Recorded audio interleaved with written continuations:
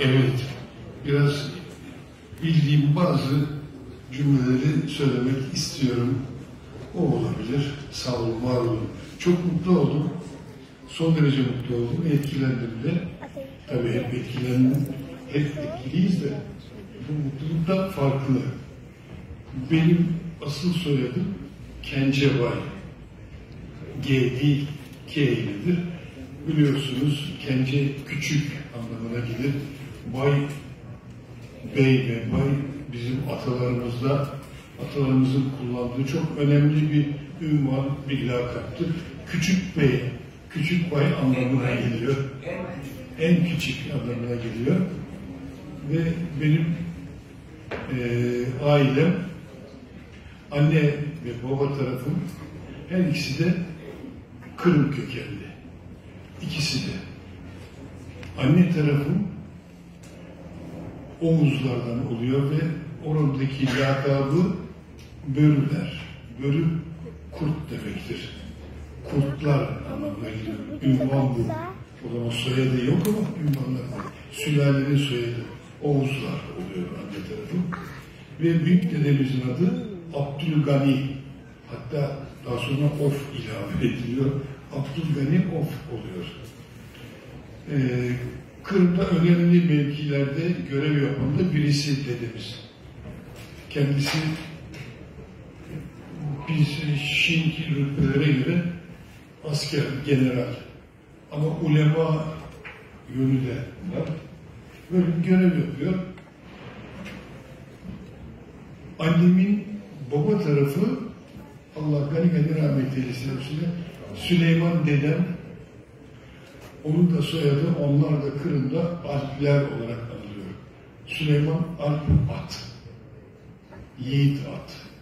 Yüce, ulu ve anlamına geliyor. Yiğit biliyorsunuz Türkçe'de. O da bu ünvanla asırlarca orada varlığını sürdürüyor sülale olarak. Babama gelince babam daha farklı. Benim baba tarafım sarışın, yeşil, mavi gözlüdür. Ve iri insanlardır genelde. 2 metre, 1.90, 1.95. Hatta şu anda torunum 1.95 boyunda mavi gözlü, kumraldır. Ama genelde sarışın, yeşil, mavi gözlü. Dedem sarışın, mavi gözlüydü, 1.90 boyundaydı. Ülkemizde 16 yıl askerlik yapmış, 14,5 yılda savaşmış.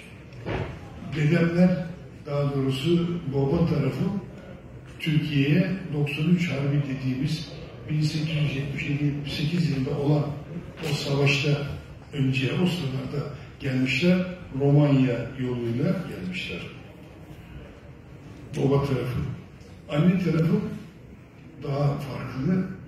Benim annem Kırım'da doğdu ve 15 yaşında buraya geldi. Samsun'a yerleştiler.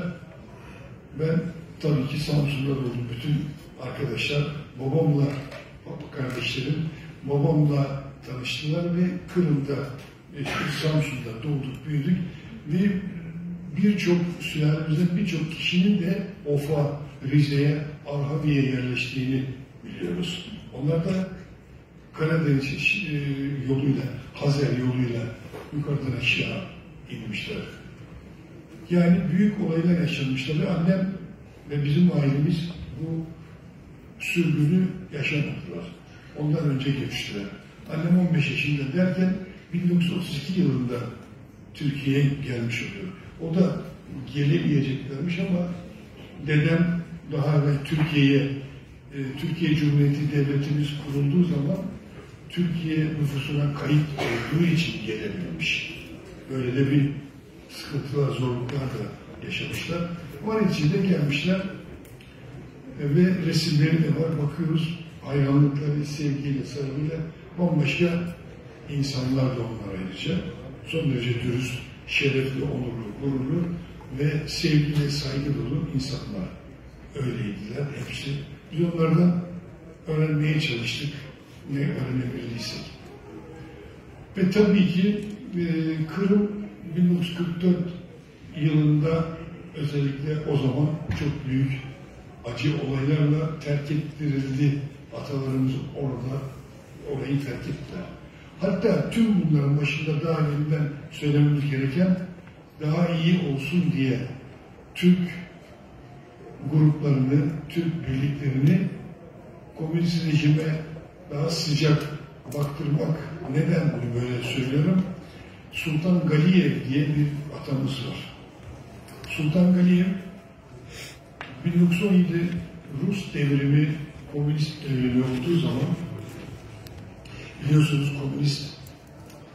komünist devriminde komünist tercihini yapan, hatta bunda çok önemli bir filmini yaptılar.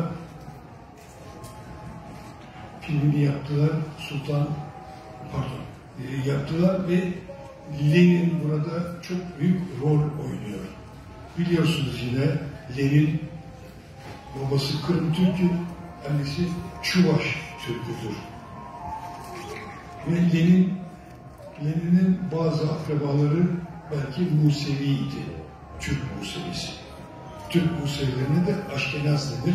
O Büyük Azer İmparatorluğu'ndan gelen bir devamlılık, soyluluktur. Bu Azerbaycan'da var. Şu anda Avrupa'daki Polonya'da, Almanya'da, hatta İsveç'te dahi çok Türk kökenli insanlarımız vardır. Bunlar Doğu Azer İmparatorluğu'ndan dağıldıktan